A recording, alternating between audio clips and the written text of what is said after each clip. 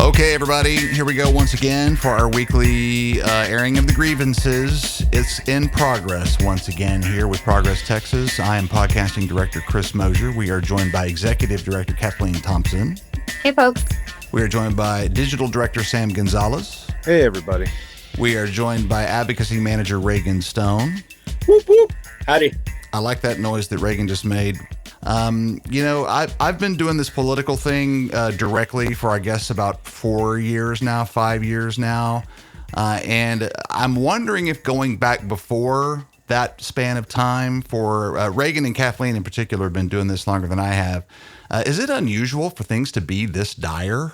Because we've had disasters. We've got a power grab that we're going to talk about today. We've had all sorts of stuff go down that has just been blow after blow after blow lately. Is this normal? This ain't normal. I'm afraid to say it is. For folks who were adults during the George W. Bush years and the Iraq War and the recession, I mean, we've had really hard times in my lifetime, and we don't have to go back to what our grandparents and parents of course experienced. So we have had terrible lawmakers before, and we've had people sit out elections before, and we all pay the price when good people don't get invested in what's happening at every level of government, because government's going to do you whether or not you do public policy and government. That's right. That's a great quote that we've gotten lately from Julie Johnson. And government is doing me. Yes. The joke was there. I had to get it out. The government is doing me in the biblical sense. Leviticus. I don't want to say that word because God, I know. Yeah, is the government male? It could be a sin. Who knows? Is that like I don't know. The biblical divorce that we've heard of lately with the Paxtons? I'm not sure if that's related or not. Well, if that's the case, you can't get divorced under the biblical divorce. So that's them saying that. Anyway. So let's focus in. We do have a fair amount to cover here. We've got a special session that is starting on Monday. Real quick background. It started out as, well, we're just going to redo Dan's ban. We're just going to redo the THC thing since everybody's unhappy about it. Governor Abbott vetoed it, and so, we're going to have a special for that. Then, of course, a very serious moment came July 4th. 2 weeks ago, as of this taping on Friday, on the 4th of July, Texas Hill Country, one of the most historically destructive and deadly natural disasters that our state has ever seen. Clearly worth addressing in the special session, which now provides cover for the fact that there is a completely blatant and Donald Trump engineered power grab that the Republicans are set to try and pull off in this special session, and the odds are in their favor. I'm going to direct to Reagan Stone, who has been, I think, probably most laser focused on that of the four of us, and we've all been paying close attention. But Reagan, give us the lay of the land as we go into this weekend prior to this Monday start.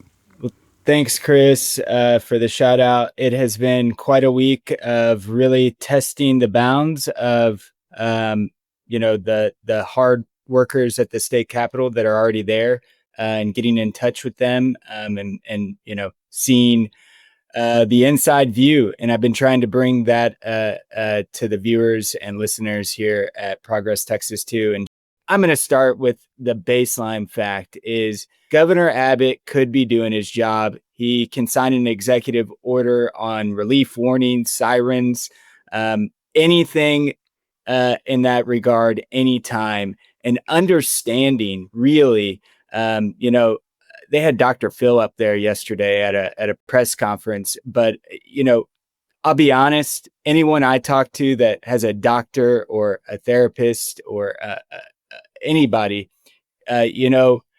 preparation for the future, knowing that this isn't going to happen the same way, that's part of healing. And Governor Abbott needs to understand that and find some compassion in his heart. All of these bills that have been filed, I mean, the first few dozen reported on by the Austin American Statesman, they're culture war topics, and of course, they're redistricting for Trump. And we can get into a little bit more of that as well. But I would like to say it differently. Democrats are not in a desperate place. They are in a time of being able to use maybe the anger, maybe the other feelings that come from this, and using that into action. I don't want to say that they're in a corner here. I want to say that they have a card to play, and they got to do something here to be able to fight back. I think that's most important. Abbott's culture war and voter suppression agenda is really just about distracting from real emergencies and Texas's latest natural and man-made disaster. Like Reagan's saying, we don't need a special session to do the work to prevent the next tragedy. And the Democrats have a big decision to make about what they're going to do about it. And we have multitude of past history that Chris covered on, if you're listening on Friday today on the Daily Dispatch, going back in time into the 70s of quorum breaks. What made a lot of news in 2021 were Democrats going to the nation's capital to sound an alarm to states across the country that this could happen next. It's not just Texas, and we need federal intervention on voting rights. And we're talking about redistricting, and that is the proper word for it, but it's really about voter suppression. And Democrats and progressives and everybody should be talking about how this is a voter suppression special session, because that's the ultimate goal. If Republicans thought they could win the midterm elections, they wouldn't need to change the game. Right. They wouldn't need to move the goalposts, whatever football, sports euphemism you like to throw in here. But it's about taking away political power and taking that power for themselves. And it's about what Democrats are willing to do to get caught trying to stop this. And I really don't want people to rely on the Supreme Court that we have right now. No. So yes, they've struck down saying, okay, well, we won't allow racial gerrymandering, but we will allow partisan political gerrymandering. That's okay. What makes anyone think that the Supreme Court, that has gotten rid of 50 years of precedent, won't just keep going and do anything that Donald Trump and his handlers at the White House them to do? So I just would love to see progressives and Democrats fighting for every Texan and for families like mine. The facts as we see them, a lot of folks have been talking about this all week, and I want to appreciate some of our Facebook followers that said yesterday on some of our coverage on this that they hadn't heard it in the baseline. This is the issue. Since the last time that Democrats did leave the state, there's been a new state law passed that is what I would call a humongous fine. And we also need to understand breaking quorum is a normal move by legislatures. That's in a body. That's in the playbook. But if they did leave, the math is $500 per day, each day on each member. And they'll need to have 51 members out of the state at a minimum, and that's 25,000 plus per day at a minimum. And that's not even including travel or security that'll be needed. You know, I might note that the governor, as well as the attorney general, said he'll put out, arrest warrants. They'll be chasing them down. And this is not an easy black and white issue either. I think it's important to note this is the definition of a rock in a hard place right here. I was texting with a rural party county leader earlier this morning talking about just this. And I said, I think there's really two parts, because I want to leave folks with some action here, or at least understanding what they can do. I think it's urging your representative to vote whether you want them to leave or stay. And the caucus will have a decision on that here in the coming days. And then either way that vote happens, to follow the caucus's leadership's decision, to not fragment, to not cave in, and to follow what the plan is. We got to stick together on this, whatever the decision is. We got to work as the party for democracy. That's really what it is. If you're hearing that, representatives are not getting the support that they need, whether it's helping with, the monetary costs that'll go with this, or getting slack or flack for a decision that they make. We need to be there for them as well. A lot of our representatives are not the millionaire, billionaire class that the Republicans have on their side. And so we're going to have to hold up our neighbors, our friends, our allies that are there fighting for us as well. Can I say one more thing real quick? If you missed today's Daily Dispatch, why did you miss today's Daily Dispatch? Yeah, what the hell's going on with that? How dare you? Let me just reiterate what Chris shared from State Representative Ron Reynolds, which I think is perfect. And I'll just read it really quickly. He said, "I am ready, willing, and able to get into good trouble by breaking quorum when justice is on the line. I did not come to the Capitol to sit quietly while democracy is dismantled. I came to defend the people I serve. And on Good Trouble Day, I carry the words of late Congressman John Lewis like an armor. When you see something that is not right, not fair, and not just, you have a moral obligation to say something and to do something." That's not a quote. This is a call to action. Absolutely. Tell him, Ron. Absolutely. And Representative Reynolds, he knows 90% of success is showing up, but this is the question of where Democratic lawmakers should show up through next week's GOP fabricated crisis. And if I might add one more thing, that dummy Mandarin that's going around right now, y'all, goodness, like a 60-40 Republican majority seat has the same outcome as a 55-45 seat. And it'll just continue to spread really limited left resources through the state of Texas. This is something to look at, with the all seriousness that it is, taking away voting rights and historically Black and brown majority districts and turning them into what seemed to just say that we need 80% of our representatives to be represented by, Trump's boogeymen, whereas nearly half the folks in Texas vote Democrat every year. It's 40-45%. And so that disparity in representation is something that we all need to be looking at very seriously. And doesn't this all sound silly when there's people still being recovered after the flood? When there's dogs that are lost, and there's jewelry and belongings being found to these people being trying to be returned because people are left without everything. They've lost everything, if not their lives. And we're playing political games. We're playing this thing where, we're going to have a special session. We just need to pick up 5 votes. They're stealing your vote. KT, you said it was voter suppression. No, this is vote stealing. It's plain and simple. And in the midst of much more important things that need to be taken care of, that, once again, Reagan, that you said, that could be done with an executive order. That doesn't need all this defiance and doesn't need all this fighting, doesn't need all this political bullshit. A bunch of little kids died in a flood, and we're talking about transgender bills. Did you know that 80 bills were filed on the first day earlier this week on Monday, as early as they could be filed, and none of them had to do with the flood? That's right. That's where the priorities are.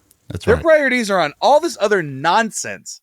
And I would hope that, I know our audience is smart and intelligent and funny and good looking, but they understand that it's not about this stuff anymore. It's not about all this fear mongering. It's not about these immigrants. It's not about this stuff. We failed just good enough on our own. Absolutely. Texas fails just good enough. And with the last 20, 30, 40, 50 years of Republican control in the most important areas, it's their failure. So the only way they can win is by cheating, is by stealing your vote. So that's right. Once again, our audience knows, because they're good looking and smart and intelligent, that your vote matters. But to the people who say, "Oh, my vote doesn't matter, I live in Texas," why are they trying to take it from you? Yeah. Why are they trying to steal it from you? It's because it matters way more than you think, and they know it. Zooming back out from the voter suppression matter, zooming back out from the individual impact that we're seeing in the Hill Country, zooming back out from the justice that is being denied on the local level here. Let's zoom all the way back out and remember that the guy who has ordered this redistricting thing to happen is Donald J. Trump. He sees a gigantic loss coming in 2026. He sees a watershed moment. He sees people, Americans and Texans, rising up to save their democracy. This is his Hail Mary. And it's not really a Hail Mary. It's a pretty sure play unless we really resist it. in order to stave off losing the House of Representatives in 2026. We're seeing a Florida judge going with those racially gerrymandered maps that exist in Florida. Courts are not going to save you in Florida.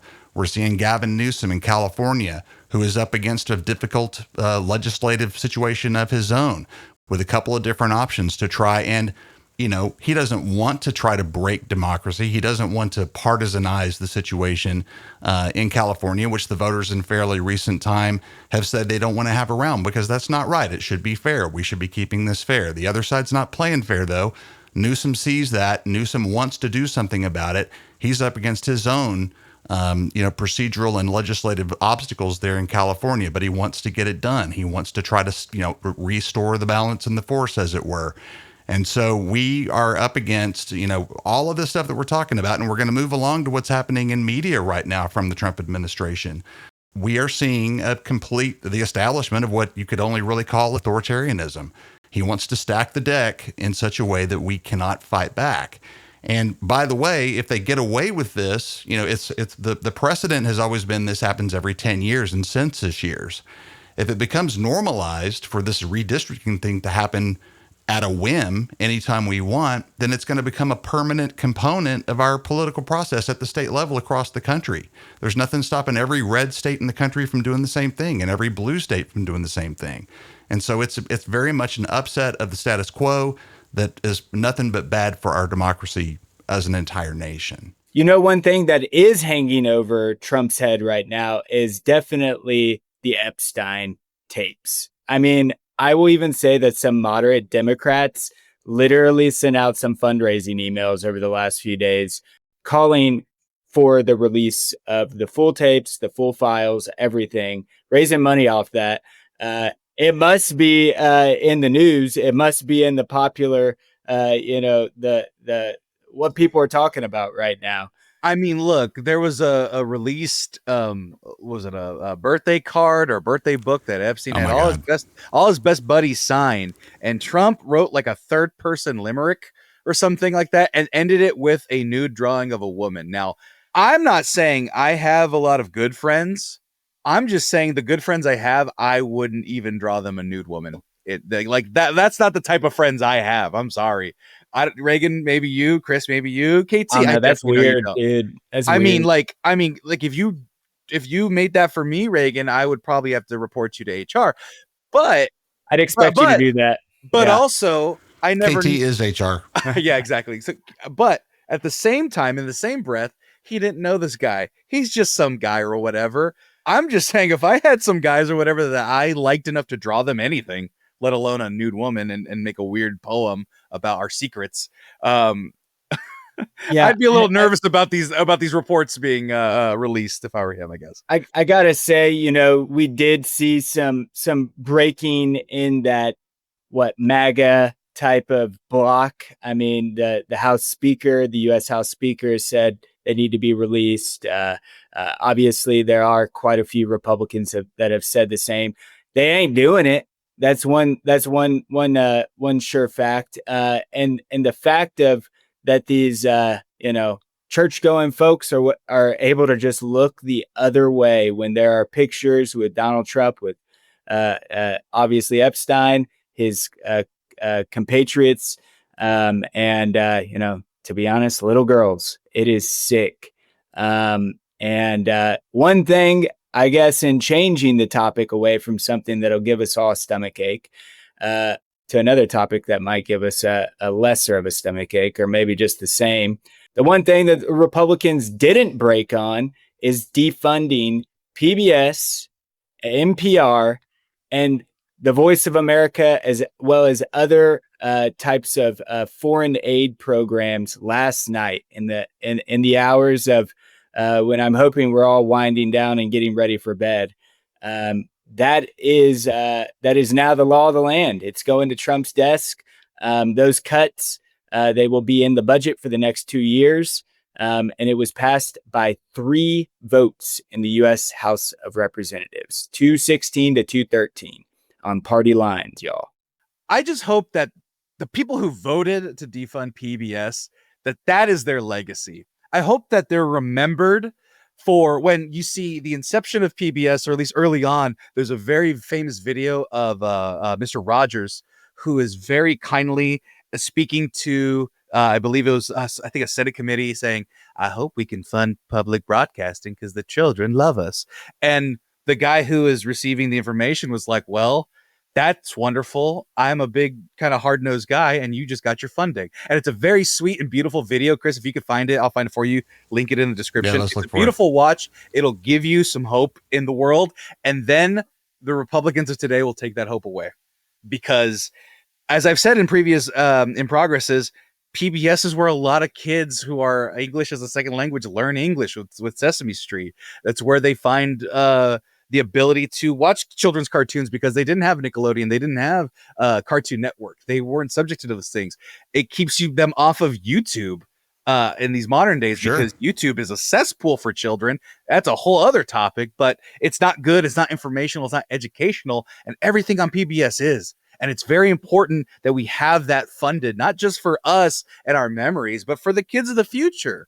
It's good. The public media in that regard for the kids is good for America, and they took that away, or they're trying to. And now it's on us now to viewers like us to fund viewers it. like viewers us, like you. But even viewers like us, as I become an adult, right? And y'all know I listen to way too much PBS, NPR ever since I could even listen to things. But the point being is, it's inspired me beyond just being a child. Bill Nye or Neil deGrasse Tyson got me to look beyond just what's right in front of me. Rick Steves allows me to see, he has documentaries going to Iran and going to other types of cultures and countries, and showing that it's the government that might be saying a horrible thing to America, but it's not all of the people. It's that we have so much more things in common with people all around this country, all around this beautiful world, that is shown through PBS. The Ken Burns, folks, Gwen Eifel's legacy. Bill Moyers just passed away a few weeks ago. His legacy. Bob Ross painting. Oh my God. Oh my God. Dude, I just forgot. Yen can cook. Martin Yen. That got me into cooking shows and cooking altogether. That guy rules. Man, I'm a big, obviously political wonk, but I'm also a big history nerd. And so two of my favorite things in the world are Frontline and American Experience, which are both terrific productions. It's a pretty common thing for me to sit down at the TV. I don't go for Hulu or Netflix or whatever. I go for PBS, hoping that there's a new Frontline. Frequently, there's not one, unfortunately. I got to wait around for those. They take a long time to produce, and same for American Experience. By the way, we're in Texas. Austin City Limits, are you kidding me? Austin City Limits is the most important, in my humble opinion, live music presentation program that has existed on the face of the earth. I don't care what you're talking about, where it's produced. And we'll put some numbers behind this too. I was speaking with the news director over at Marfa Public Radio this morning, and he said that the Corporation for Public Broadcasting is 30% of their yearly budget. Right. That's just X'd out, gone. When I have spoken to folks at the Basin PBS that's based out of Midland, imagine a place that needs a PBS. Sorry, Midland. Oh yeah, no doubt. But folks, let's throw Lubbock in there. It's half of their budget. And they just had some great programming, interviewing the Republican state representatives, talking about, literally talking about what they're doing. And I'll be honest, I don't agree with all of the things that they said. I strongly disagree with a lot of the things they said, but it's important to have places that will ask a follow-up question and not just have the messaging that they are literally being told to say by their billionaire donors or their corporate lobbyists. This is important. We need to focus on kind of the Overton window aspect of all of this. I mean, any person, any MAGA person, I'll just go there, any conservative person, let's be nice about it, who would oppose NPR and PBS based on the idea that it is left-leaning or based on the idea that it is somehow liberal, clearly has never watched any of these programs. there's a legitimate criticism to be leveled against any of this programming we're talking about. It's that it's kind of boring. There's not a lot of fireworks. There's not a lot of waving American flags. It's just facts. It's just the news. It's just what, the science, the facts behind whatever. Here's what happened. And the absence of a rightward slant, the absence of waving American flags and propaganda like that is what they've become used to. They're used to that as the context and the atmosphere that they've become used to absorbing their news from. And so when they don't see those embellishments, they assume it's woke. They assume it's left. It's kind of like what's happened with the Superman movie lately, which I happened to see last night.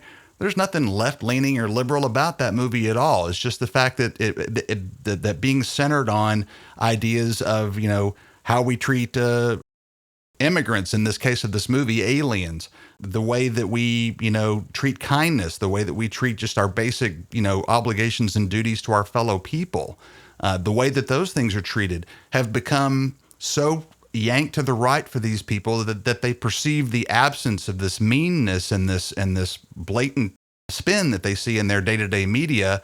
The absence of that becomes left and woke, and thus something they don't want. And so we do have to think about the fact that this is all coming from an established power base that does not think the way we do. They've become corrupted by the way that their media has been directed at them in this manipulative sort of way, that they can't adjust away from it.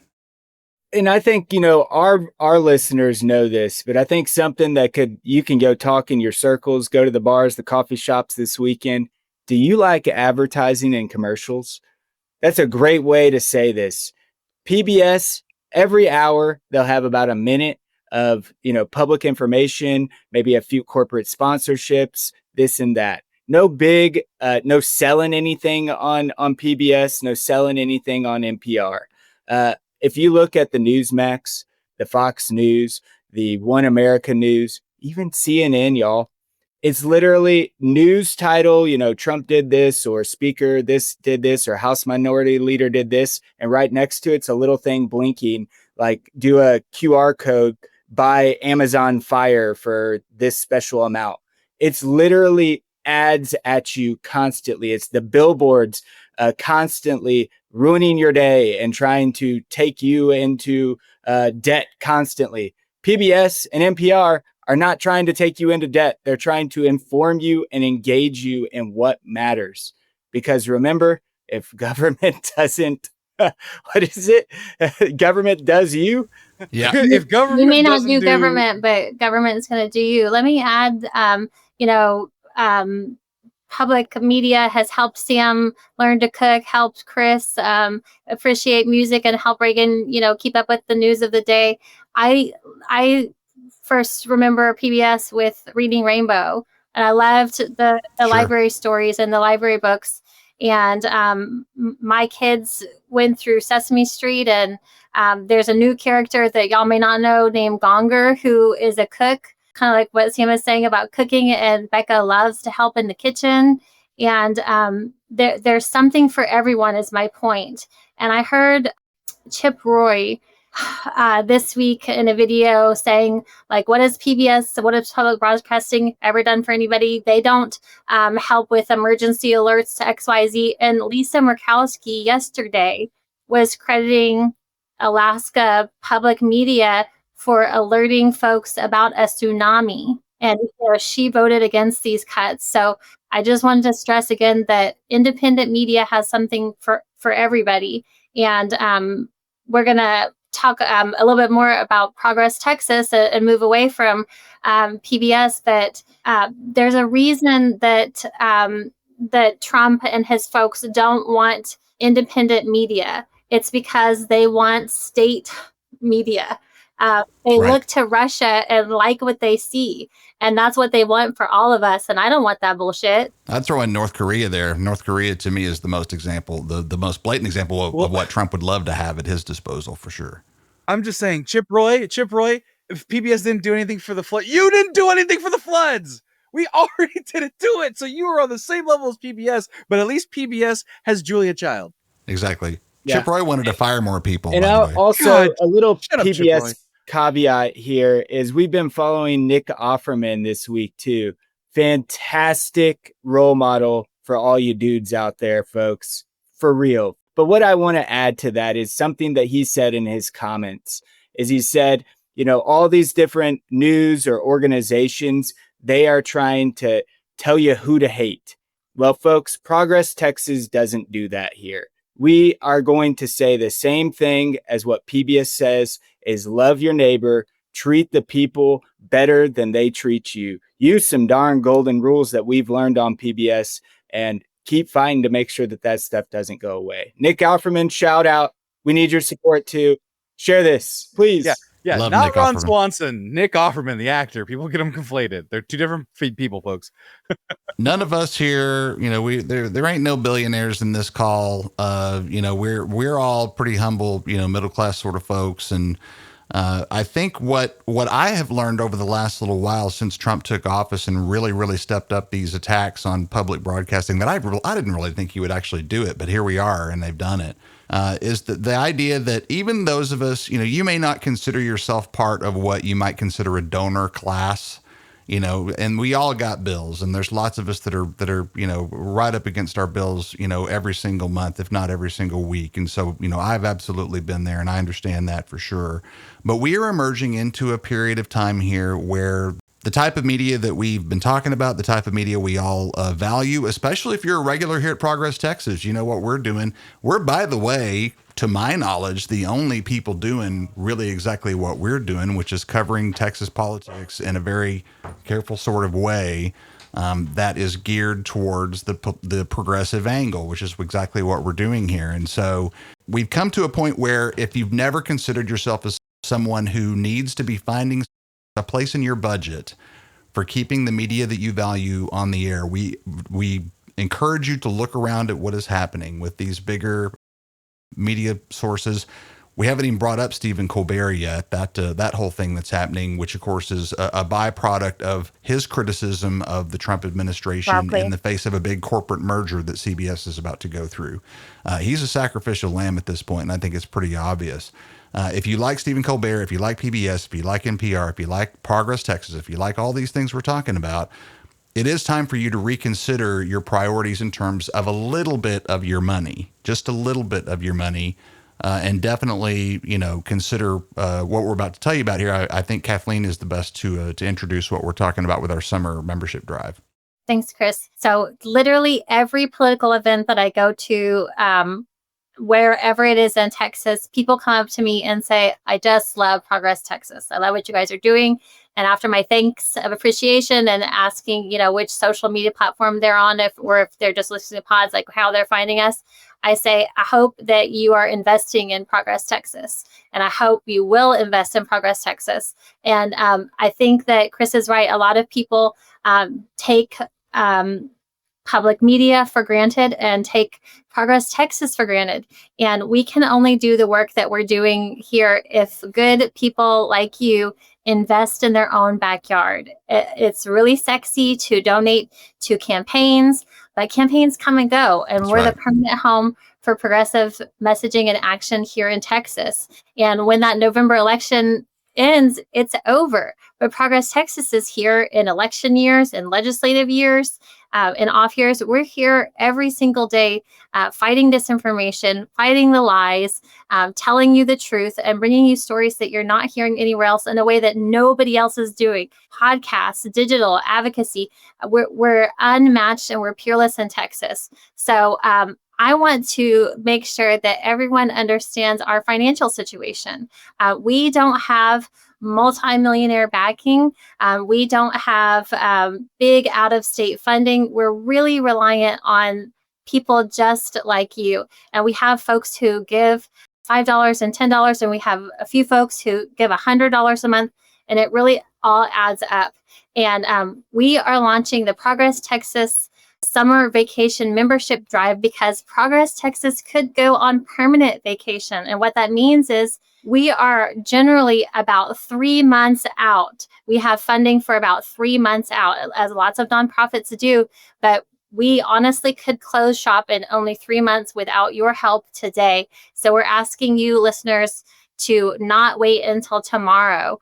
Our small team is who you turn to for progressive messaging in Texas. We've been around for 15 years. We're so pleased at the response to our 15th anniversary party. And I'll let the other members on the call here say a quick word about their departments. But here's the good news. And I'm going to say it really clearly. If just 10% of our audience gave $10 a month, we would reach our goal quickly and we could fund our operations for the entire year. So that's not a lot. And Nope. we can totally do it if you help us do it.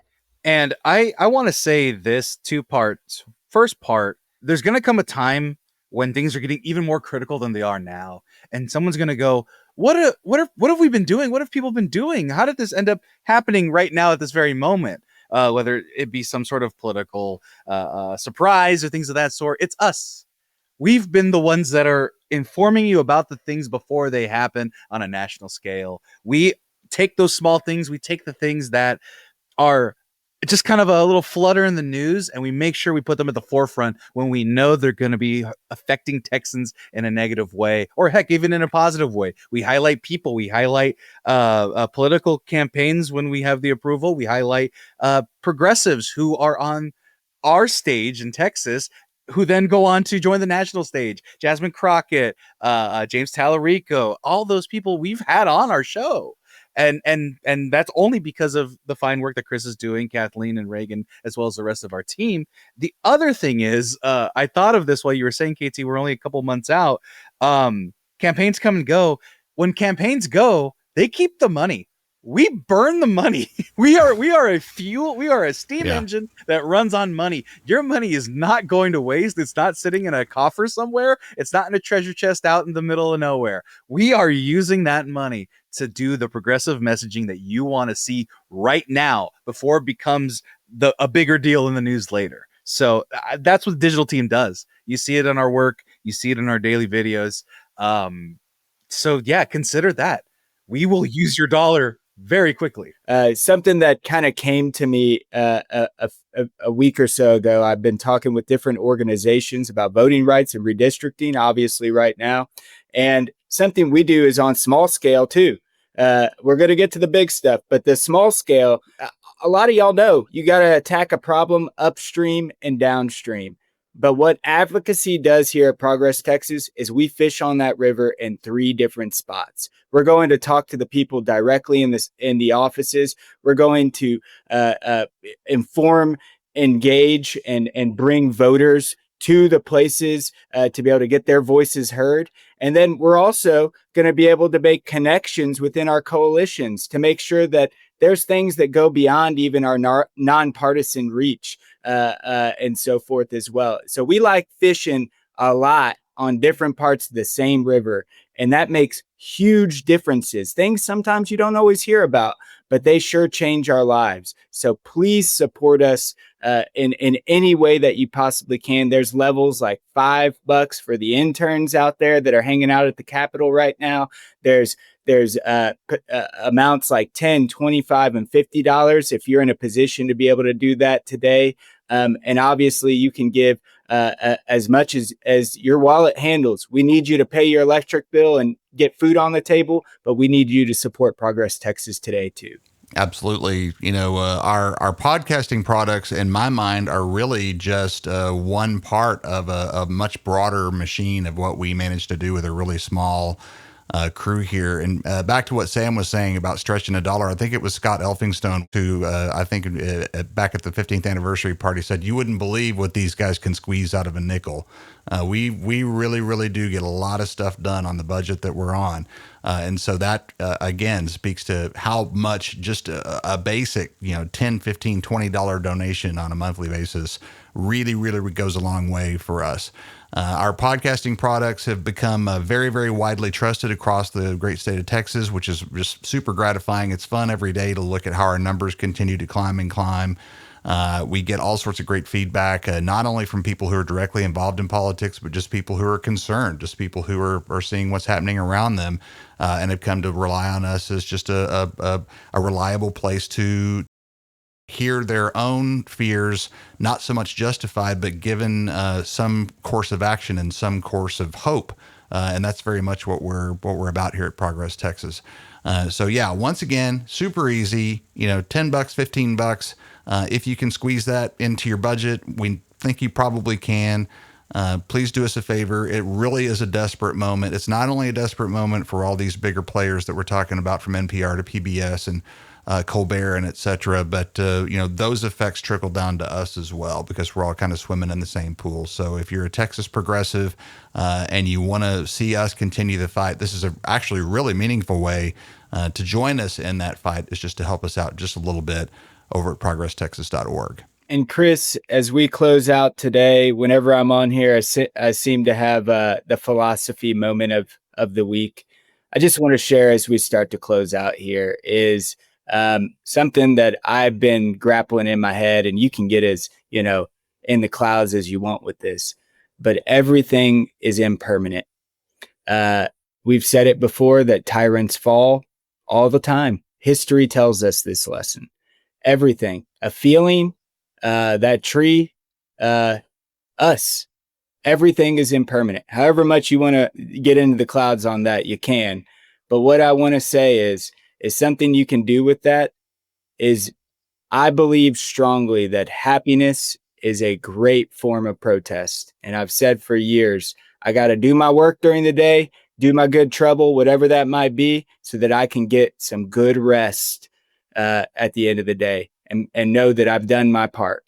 So make sure that you get out there and you defend your happiness too. You defend your curiosity, your hobbies, your loves, everything, so that you're here at the end, because there will be a shining day again, and we need you here for it. Absolutely. And I will be happy if Progress Texas sticks around, so I have a job. So I don't want Progress Texas to be unpermanent. We are the permanent home of progressive media here in Texas. It says so on our website. That's the one caveat to the rule. I'm just kidding. You can cut that out. I just was like, wait a minute. No. Everything's perfect. Socrates said that. Yeah, I'm pretty sure. Everything's in the wind except us. Don't put us in the wind. I like my job. And folks, that's why we are saying that this is a summer vacation membership drive and not a permanent vacation. Right. Absolutely. We want to keep it that way. And, I would say, we've got such a great talent pool here. Along with the talent comes great dedication that is, across the board every single day across our entire staff here at Progress Texas. And so let me take this moment to express my appreciation, as Sam mentioned, for such a terrific and fulfilling job that we have here. We want to keep doing it for all of you. So once again, progresstexas.org/donate. If you get in right now and keep us going past that 3 months that we have funding for right now, we got a lot to do coming up, in the next few months. We got the 2026 elections. We've got, who's going to take on Abbott. We've got this really exciting attorney general's race that's shaping up. All the U.S. House of Representatives are up, as well as the folks in the Texas House. I mean, it's going to be a really interesting and action-packed 2020, rest of this year and into next year for sure. And we really want to be a part of that. So please do help us out. Chris Mosier here, podcasting director for Progress Texas, along with executive director Kathleen Thompson, digital director Sam Gonzalez, and advocacy manager Reagan Stone. We really appreciate you guys listening. We know it's been a crazy week. It's going to get crazy next week too. Please do stick with us here at Progress Texas. ProgressTexas.org to get involved. Have a great weekend. And as Reagan said, get some rest, y'all. We're going to need it. Take care. Bye. Where did my button go? Bye-bye.